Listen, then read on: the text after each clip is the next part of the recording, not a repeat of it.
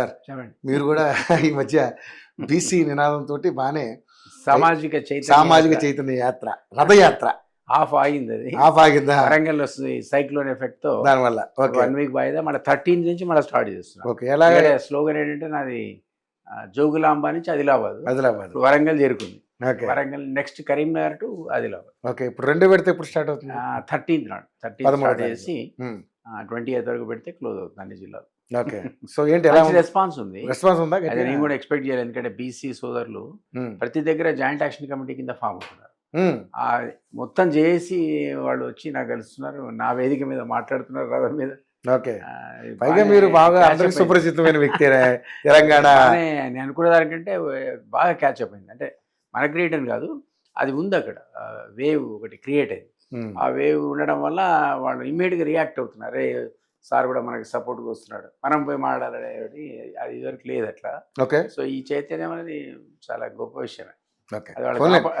మీ కృషి ఫలిస్తే అదే చాలు. ఓకే సో మీరు కూడా క్లారిటీ ఇచ్చారు, నేను నేను contest ఎంపీగా చేయను. ఎమ్మెల్యేగా పోటీ చేయనని, చేయను. కాంటెస్ట్ చేయనని. చేయను కాబట్టి వాళ్ళ కోసమే తిరుగుతున్నా కాబట్టి ఉమ్, వాళ్ళకు అర్థమైంది సారు మనల్ని చైతన్యపరచడానికి వస్తున్నాడని. పారిస్ చేసుకున్నారు, ఇది very good development. Okay but వాళ్ళ నుంచి కూడా ఒక మంచి లీడర్షిప్ ఎమర్జ్ కావాలి. ఆ ఉద్దేశంలో అట్లా విడివిడిగా సంఘాలుగా జేఏసీగా ఫామ్ అయ్యారు. ఉమ్, ఇప్పుడు అంతా కలిసి ఒక జాయింట్ యాక్షన్ కమిటీ కావాలి, సో ఒకవేళ ఇంక్లూడింగ్ ఎస్సీ ఎస్టీలు కూడా. ఓకే ఎస్సీ ఒకవేళ ఎస్టీ బీసీ రెస్పాన్స్ మంచిగా వచ్చి అంతా బాగుండి సార్ మీరు నిలబడాలంటే ఏంటి, మీరు ఏం చేస్తారు? నిలబడతారు? నేను కాదు, నేను కాంటెస్ట్ చేయను. నేను నాకు దానికైతే ఫిక్స్ గా ఉన్నారు. అది ఫిక్స్డ్. ఆ, పోతే అప్పర్ హౌస్కి ఎలక్షన్ లేని వాటికి పోతే పోవచ్చు, కానీ ఓకే అవకాశం కష్టం. ఎమ్మెల్సీలు రాజ్యసభలు ఇట్లాంటివి మీకు డైరెక్ట్ ఎలక్షన్ కావు. ఉమ్, అదే అవకాశం వస్తే ఆలోచన తప్ప direct election I don't want contest. అందులో లేను కాబట్టి వీళ్ళని గెలిపించడమే ప్రధాన అంశం. వీళ్ళని చైతన్యపరచడం అదే మీ ఇందులో ఒక్క బీసీ agenda. కాకుండా ఎస్సీ ఎస్టీ వీళ్ళు కలవాలి, కలిసి ఒక జాయింట్ యాక్షన్ కమిటీ ప్రమోట్ చేస్తే 100% వాళ్ళకే రాజ్యాధికారం వస్తుంది. నెక్స్ట్ అనుమానం లేదు, చూద్దాం. మీ కృషి ఫలించాలని నేను Thank కూడా you. కోరుకుంటున్నాను. రైట్ ముఖ్యంగా మరి ఇప్పుడు ఏంటి మరి ఇప్పుడు ఉన్నటువంటి జూబ్లీహిల్స్ ఉప ఎన్నికలో జరుగుతున్నట్టు ఇటు తతంగాలు అంతా చూస్తుంటే మీకేమనిపిస్తుంది? ఒరిజినల్గా మనం ఇద్దరికి మాట్లాడుకున్నప్పుడు డెఫినెట్లీ ట్రయాంగులర్ కాంటెస్ట్ అనుకున్నాం. ఉమ్, ఇప్పుడు ట్రయాంగులర్ కాంటెస్టే, కానీ మీరే అనలైజ్ చేసినట్టుగా ఉమ్, కొద్దిగా బీజేపీ వెనకంజలో ఉంది.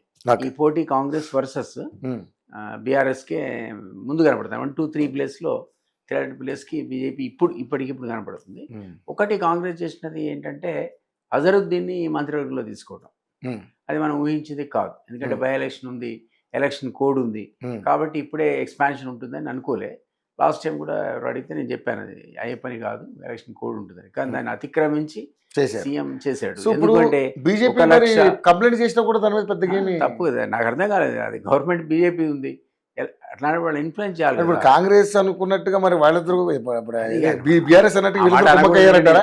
కాంగ్రెస్ అలయన్స్ లో నేను లేను, నేను ఉన్నది అలయన్స్ లో బీజేపీతో. బీజేపీతో ఉన్నది. అందువల్ల నాకు కూడా అర్థం కాలేదు, ఎందుకంటే actually election commission of India దాన్ని సీరియస్ తీసుకోవాలి. ఎందుకంటే బై ఎలక్షన్ ఒక్క దగ్గర ఒక ప్రాంతంలో ఉన్న అక్కడ ఉన్న ప్రాబ్లం 1,20,000 రఫ్లీ మనం ఒకసారి అనుకున్నాం. 1,20,000 ఓట్లు ఉన్నాయి ముస్లిమ్స్. వాళ్ళలోంచి ఒక వర్గం అతన్ని మీరు తీసుకొచ్చి పెడితే అందులో Azharuddin famous cricketer, known face, ఎవరు అని ఎత్తుకునే పని లేదు, పర్లేదు. అందరికీ తెలుసు అజరుద్దీన్. సో అతన్ని తీసి ఇన్ఫ్లుయెన్స్ చేస్తాడు కదా ముస్లిం ఓటు బ్యాంక్ని. ఉమ్, సో ఆ ఇన్ఫ్లుయెన్స్ చేసే కార్యక్రమాన్ని వాళ్ళు చేపట్టారు. అదర్వైజ్ అది చీలి మేజర్ చంక్ టువర్డ్స్ బీఆర్ఎస్ పోయే అవకాశం ఉండే. ఉమ్, దాన్ని కన్సాలిడేట్ చేయడం కాకుండా ఓటు బ్యాంక్ని ఇప్పుడు ఇవాళ మైనార్టీ శాఖ కేటాయించారు. అనగానే ఆ శాఖలో ఉన్న పనులన్నీ మైనార్టీ సంబంధించిన శాఖే కదా, అవును. మా వాడు మా మంత్రి అనే వారికి ఇన్ఫ్లుయెన్స్ అవుతారు. ఇది ఫ్రీ అండ్ ఫెయిర్ ఎలక్షన్కి సింబల్ కాదు. కాదు.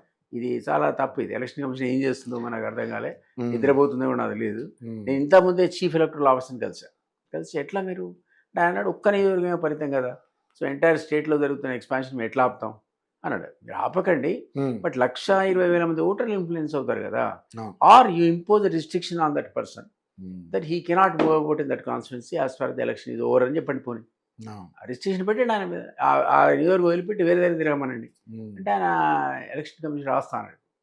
ఇప్పుడే కలిసాను మూడింటికి. అవును. అయితే ఆయన చీఫ్ ఎలక్షన్ కమిషన్కి రాసి ఆ విషయాన్ని క్లారిటీ తీసుకొని ఒకవేళ ఆయన అగ్రీ అవుతే ఆ బ్యాన్ ఇంపోజ్ చేస్తా అన్నాడు. అట్లీస్ట్ అంతవరకు పాజిటివ్గా రెస్పాండ్ అయ్యాడు. ఉమ్, మొత్తానికి రద్దు చేయండి అని చెప్పాను. అది మా పరివిలో లేదంటాడు ఆయన. ఆ, విచిత్రంగా ఉంది అది. కాబట్టి ఆ ఫ్యాక్టర్ కూడా ఈరోజు ముస్లిమ్స్ కొంతవరకు టిల్ట్ అయ్యే అవకాశం ఉంది, ఎవరి వైపు, కాంగ్రెస్. కాంగ్రెస్ వైపు. సో దానివల్ల కాంపిటీషన్ ఇంకా టఫ్ అయ్యి ఉమ్, బీజేపీ కంటే ముస్లిమ్స్ 90% అయ్యారు. 90% ఏదంతా డౌట్. కాబట్టి ఈ వీళ్ళకు 30% పోతే 70% బీఆర్ఎస్ పోవాలని అనుకున్నాము. అది ఇక్కడ స్ప్లిట్ అవుతుంది. అంటే మేజర్ చంక్ ఈ టువర్డ్స్ 72 30 పోయే అవకాశం. పోయే అవకాశం ఉంది. అది కొద్దిగా బ్యాలెన్స్ని మారుస్తుంది. మరి ఆ రకంగా బ్యాలెన్స్ మారితే బీజేపీ ఏమైనా పుంజుకుంటుందో అని చెప్పలేదు. ఎందుకంటే మరి అవకాశం తగ్గింది కదా. అవును అవును సో ఈక్వేట్ అవుతుంది. సో అట్లా మళ్ళీ కాస్త ఓటు బ్యాంక్ బీజేపీ పెరిగే అవకాశం ఉంది. చూడాలి. లెంకల దీపక్ రెడ్డి గతంలో చేశాడు, అంత ప్రభావం చూపించలేదు. కానీ అప్పటికిప్పుడు కొంత వాతావరణంలో మార్పు ఉంది.